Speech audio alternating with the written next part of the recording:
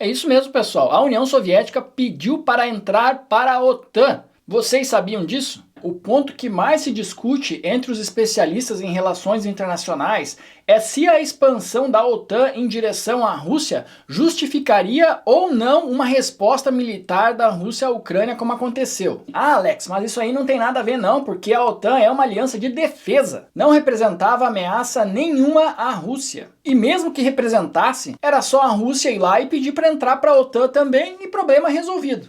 Parece uma solução boa mesmo. Mas como diria o falecido jornalista americano seu Henry Mencken, para todo problema complexo existe uma solução simples, elegante e errada. Mas não se preocupe, se você é uma dessas pessoas que teve essa ideia, saiba que você não está sozinho. Lá atrás, quando a OTAN foi criada em 1949, a Rússia obviamente ficou cabreira. E já naquela época mesmo pessoas fizeram esse argumento. É só tu pedir para entrar também, Rússia. E aí problema resolvido. Porque quando a OTAN foi criada, pessoal, não foi dito explicitamente que era uma aliança contra a Rússia. Pelo contrário, a OTAN dizia que qualquer um podia entrar, qualquer país podia solicitar adesão à OTAN. E muitos defensores da OTAN já diziam que era paranoia da Rússia essa história de que essa aliança era uma aliança contra a União Soviética. Então o que os russos fizeram? Pediram para entrar. É isso mesmo, pessoal. A União Soviética pediu para entrar para a OTAN. Vocês sabiam disso? Ô OTAN, deixa nós entrar aí na sua aliança. Tu não falou que essa aliança aí qualquer um pode entrar, que não é aliança contra nós? Então deixa a gente entrar aí. A gente quer fazer parte da sua aliança militar, OTAN. Vai aceitar ou não? O que a OTAN respondeu? Vamos descobrir neste vídeo. Então vamos lá, pessoal, antes da gente ver o que a OTAN respondeu para a Rússia quando a Rússia fez este pedido malandrinho, vamos ver como chegamos até esse ponto. A Europa que conhecemos hoje é um lugar de democracias estáveis, unidas, sem disputas territoriais, poucos conflitos bélicos, mas esse é um período completamente atípico na história desse continente. Essa Europa pacífica e mais ou menos unida que conhecemos hoje existe há muito pouco tempo. Desde o começo da colonização desse território até o fim da Segunda Guerra Mundial, a Europa era mais ou menos assim. Conflitos e disputas territoriais a todo momento, sem pausa, tempo ruim o tempo todo, como a gente fala no MMA. Isso só vai mudar quando o Hitler toma a atitude ousada em pleno século XX de tentar conquistar a Europa inteira, como outros já tinham feito no passado, né? Como por exemplo o seu Napoleão e muitos outros. Quando o Hitler saiu tentando anexar todos os países vizinhos, 3 grandes potências foram responsáveis por parar a Alemanha nessa empreitada do homem do bigodinho. Os Estados Unidos e Inglaterra aqui do lado esquerdo do mapa e a União Soviética do lado direito. Todos os outros países da Europa eram um café pequeno, pessoal. Todos os outros países aí da Europa não tinha como fazer nada. Só que esse fenômeno da Alemanha nazi aí foi um fenômeno muito rápido. Quando a Alemanha perde a Segunda Guerra e deixa de ser uma ameaça, a gente tinha a Europa dividida exatamente ao meio, porque a Alemanha fica bem no centro da Europa e toda a parte oeste, na esquerda do mapa, estava ocupada pelos Estados Unidos e toda a parte leste, à direita do mapa, estava ocupada pela União Soviética. E com a Alemanha fora da jogada, a disputa pelo poder no mundo passava novamente a ser entre Estados Unidos capitalista e União Soviética comunista, com a Europa dividida bem ao meio, metade ocupada pelos Estados Unidos e a outra metade pela União Soviética. Só que os Estados Unidos tinham uma grande desvantagem para a União Soviética nessa disputa pela Europa, porque está localizado do outro lado do oceano, enquanto a Rússia, a União Soviética, está ali, né, na vizinhança. Ficava muito mais fácil para a União Soviética meter a mão grande na Europa do que para os Estados Unidos conseguir manter esse território sob sua zona de influência. Os Estados Unidos e a Rússia já eram adversários no tabuleiro mundial desde o fim da Primeira Guerra Mundial, quando a Rússia implementou o comunismo. O comunismo foi pela primeira vez implementado em um país logo no final da Primeira Guerra Mundial. E desde então a Rússia começou a rivalizar com os Estados Unidos, que se tornava o principal representante do capitalismo no mundo.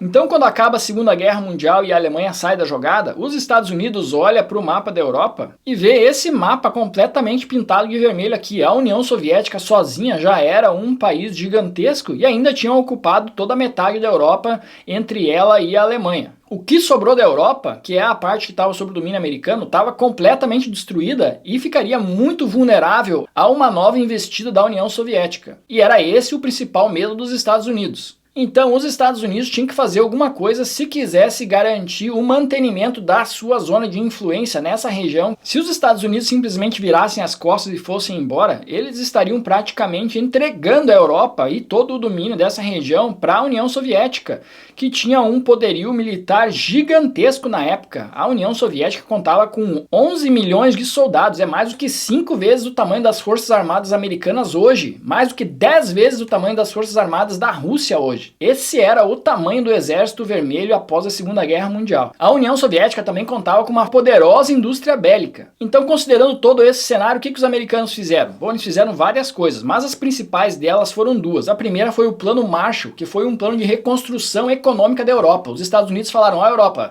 vocês fiquem aqui do meu ladinho aqui que eu vou reconstruir vocês, eu vou trazer aqui o meu dinheiro, eu vou trazer aqui as minhas empreiteiras, eu vou levantar vocês dos escombros. E a segunda coisa foi criar a OTAN, foi criar uma aliança militar onde todos os países dessa região ocupada pelos Estados Unidos se tornavam aliados dos Estados Unidos agora. Então, caso a União Soviética decidisse botar a mão grande em cima de mais algum país aqui da Europa, ela estaria automaticamente em guerra contra todos. Os russos, obviamente, entenderam o recado, né? Apesar de oficialmente os Estados Unidos terem dito que a OTAN era simplesmente uma aliança militar de defesa e que qualquer país da Europa podia entrar se quisesse, né? Era só pedir para entrar e eles avaliariam o pedido. Em nenhum momento eles falaram: não, isso aqui é uma aliança militar contra a União Soviética. Então o que os russos fizeram? Fizeram o que vocês estão sugerindo aí, pediram para entrar. Deixa nós entrar aí, Estados Unidos. Se isso aí é uma aliança militar que não é contra nós e qualquer um pode entrar, então deixa nós entrar aí e daí tá tudo resolvido, não vai ter conflito nenhum. Vamos todos ser amiguinhos. Vocês acham que os russos tinham alguma esperança de serem aceitos? Não, eles sabiam que não iam ser aceitos, né? Então por que eles pediram para entrar, Alex? Porque era a famosa situação ganha-ganha. Qualquer resposta dos Estados Unidos era positiva para a Rússia. Se os americanos tivessem bêbado lá e decidissem deixar a Rússia entrar para a OTAN, aí já não tinha mais aliança militar nenhuma contra a Rússia. O problema é resolvido para a Rússia. Se os Estados Unidos recusassem, aí a Rússia estaria provando que a aliança era mesmo contra a União Soviética.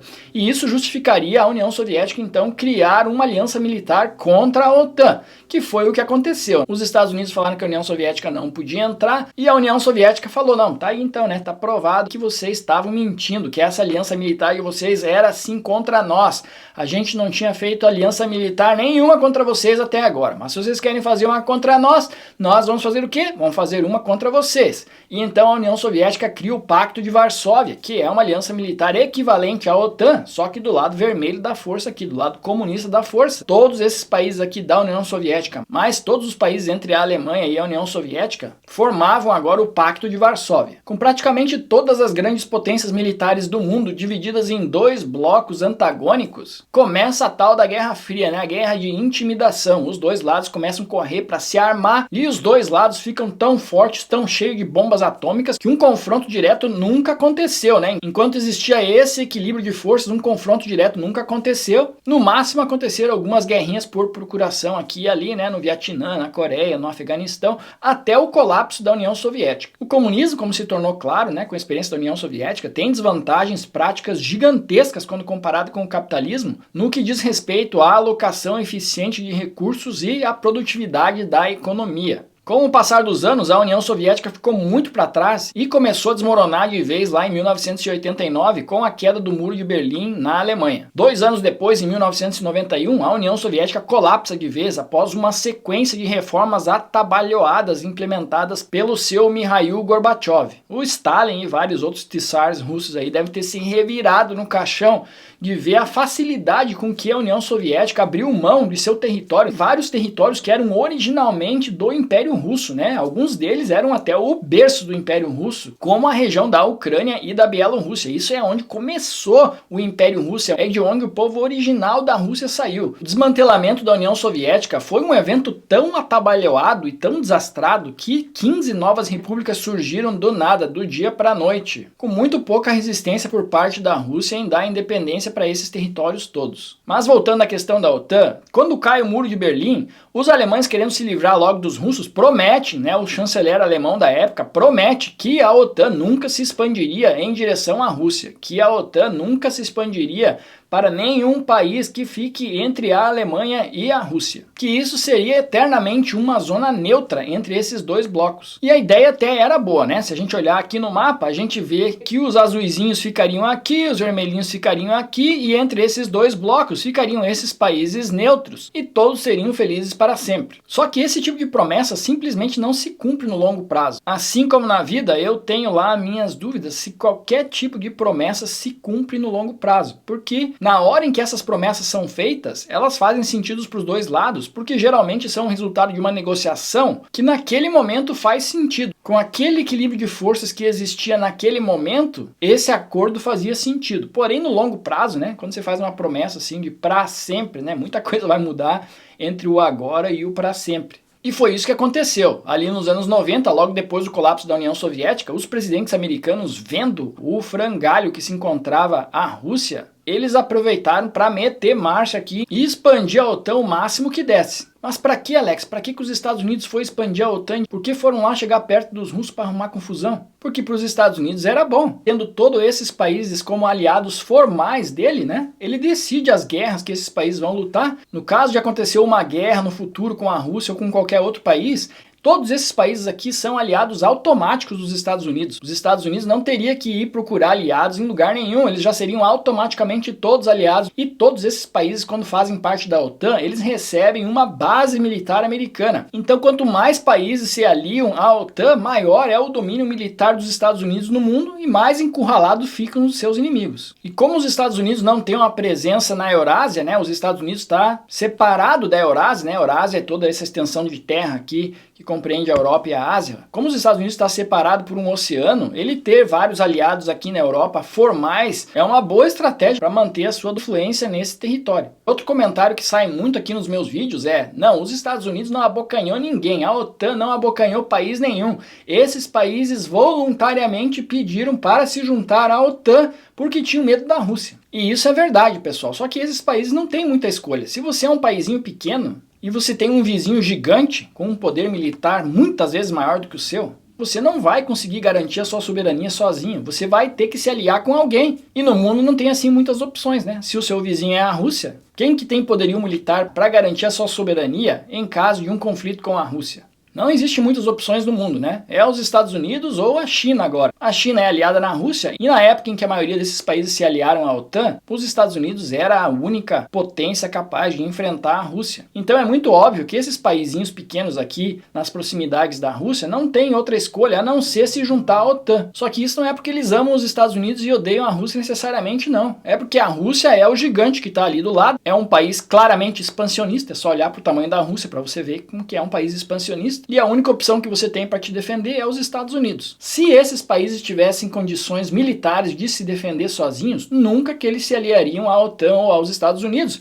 Porque quando eles fazem isso, eles já não decidem mais que guerras que eles lutam e que guerras que eles não lutam, né? Quem decide agora é os Estados Unidos. Eles se tornam agora submissos às decisões militares dos Estados Unidos e são até praticamente obrigados a ter agora uma base militar americana dentro do seu território. Nenhum país gosta de ter uma base militar de nenhum outro país, né, dentro do seu território. Mas se você decidiu se aliar à OTAN, isso faz parte do jogo. Mas e a Ucrânia, Alex? Pô, não dava para os Estados Unidos ter deixado quieto só a Ucrânia, deixa só a Ucrânia ali quietinha para evitar todo esse problema. Por que os Estados Unidos e a OTAN tinham que crescer o olho para a Ucrânia também? Bom, existem duas respostas para essa pergunta. Existe a resposta de acordo com a narrativa americana e de acordo com a narrativa russa. Então eu vou tentar responder dos dois pontos de vista e deixar vocês aí fazerem o seu próprio julgamento. A versão americana, a versão da OTAN, da Rede Globo, de toda a mídia ocidental, é de que os Estados Unidos não têm interesse nenhum na Ucrânia, na verdade. Eles estão simplesmente ajudando a Ucrânia porque a Ucrânia pediu ajuda para a OTAN. E os Estados Unidos gostam de ajudar países que têm intenções de serem democracias, né, de serem mais ocidentalizados. Então os Estados Unidos precisam ajudar a Ucrânia, porque a Rússia é um país autocrático, tem um líder sanguinário e que você não sabe o que você pode esperar de um cara como Vladimir Putin. Essa é a história contada do lado dos Estados Unidos. Já a narrativa da Rússia é a seguinte: a Ucrânia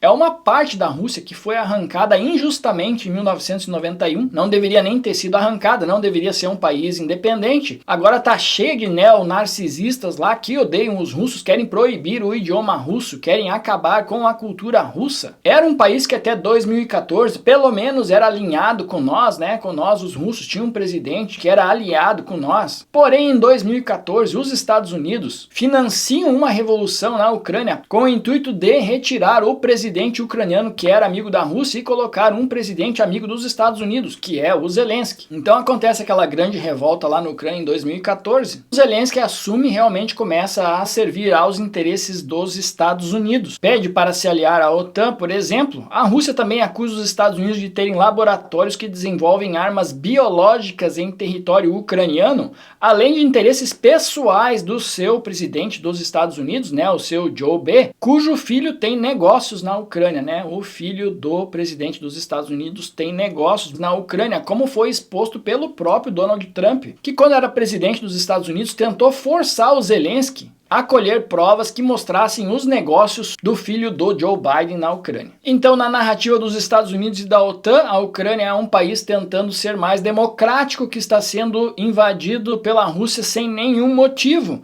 E do ponto de vista da Rússia, a Ucrânia é um estado russo, né, que foi arrancado à força e que agora está sendo levado para o lado dos Estados Unidos a fim de enfraquecer ainda mais a Rússia e comprometer até a existência da Rússia no futuro, cercando a Rússia militarmente por todos os lados. Já quem está do lado americano fala, não, Rússia, você perdeu, playboy. Em 1991 a Ucrânia se tornou independente e agora não interessa se tem regiões russas dentro da Ucrânia ou não tem, ou se a Ucrânia decidir se aliar aos Estados Unidos ou não, você não tem mais o que apitar aqui. Você tem que ficar quietinho aí no seu canto, o que tecnicamente é verdade, né? Você não pode sair por aí reivindicando território de países que são independentes porque eles fizeram parte do seu território no passado. Tecnicamente não pode. Na prática, né, todo divórcio é complicado, vocês sabem muito bem. Não existem regras claras no mundo de quais povos têm o direito de ser independente ou não ser independente. E na prática o que acontece é que existem mais de 150 disputas territoriais pelo mundo hoje. Inclusive uma delas é a própria Crimeia, né? A Crimeia foi reanexada pela Rússia e a Ucrânia se sente no direito de reivindicar esse território porque fazia parte do seu território. Só que a Crimeia ainda muito antes da Ucrânia existir era também território da Rússia. Foi a Rússia que anexou esse território lá nos anos 1700. Então essa coisa de território sempre deu problema. Ah, Alex, mas a Ucrânia sofreu na mão da Rússia. Os russos tomaram esses territórios à força. Mais ou menos, pessoal. Na verdade, a Rússia começou na Ucrânia, né? Bem lá atrás, a Rússia começou na Ucrânia. Eu fiz um vídeo só explicando sobre isso. Depois essa região toda ali foi invadida pelos mongóis. Parte da Ucrânia foi anexada a outros impérios por um período, aos lituanos e aos poloneses. Depois os russos reconquistaram aquele território. Então esse negócio de dizer que a Ucrânia foi tomada à força pela Rússia, todo território é tomado à força, né? A Califórnia, aqui onde eu tô, foi um território que foi tomado à força pelos Estados Unidos. Califórnia, Arizona, o Texas, todo o oeste aqui dos Estados Unidos, isso aqui foi tomado à força do México pelos Estados Unidos. O que aconteceria se ocorresse uma desestabilização política aqui nos Estados Unidos agora, por exemplo, e a Califórnia se separasse, ou o Texas? Daqui a 30 anos vem a Rússia, financia uma revolta aqui na Califórnia, derruba o presidente amigo dos Estados Unidos, coloca um pró-Rússia que fala que os Estados Unidos não têm mais o direito de dar pitaco nenhum na Califórnia e que inclusive vai fazer uma aliança militar com a Rússia e instalar bases militares russas com mísseis e tudo aqui na Califórnia. Vocês têm alguma dúvida de que isso ia dar em guerra? Será que alguém ficaria muito espantado de que isso acontecesse? Eu tenho a impressão que a maioria das pessoas só não conhece tão bem assim a história da Rússia como conhece dos Estados Unidos. Não entende muito bem que Bielorrússia, Ucrânia, tudo aquilo ali era a Rússia até outro dia. Entende muito melhor sobre Califórnia e Estados Unidos porque a gente está mais acostumado com a história desse lado do mundo. O fato é que todo mundo tem lado, né? Até nós mesmos temos lado. A gente tende a achar que as coisas, quando acontecem do nosso lado, elas são mais justificáveis. E quando essa mesma coisa acontece do outro, a gente já tem uma visão completamente diferente. O mais importante de tudo é você entender que para qualquer conflito vão existir pelo menos duas narrativas. Se você quer se aproximar da verdade, você tem que procurar olhar para o problema pela perspectiva dos dois lados. Para saber mais sobre esse conflito, eu vou deixar 2 vídeos aqui. Deixa sua opinião aqui nos comentários e eu vejo vocês no próximo vídeo. Tchau!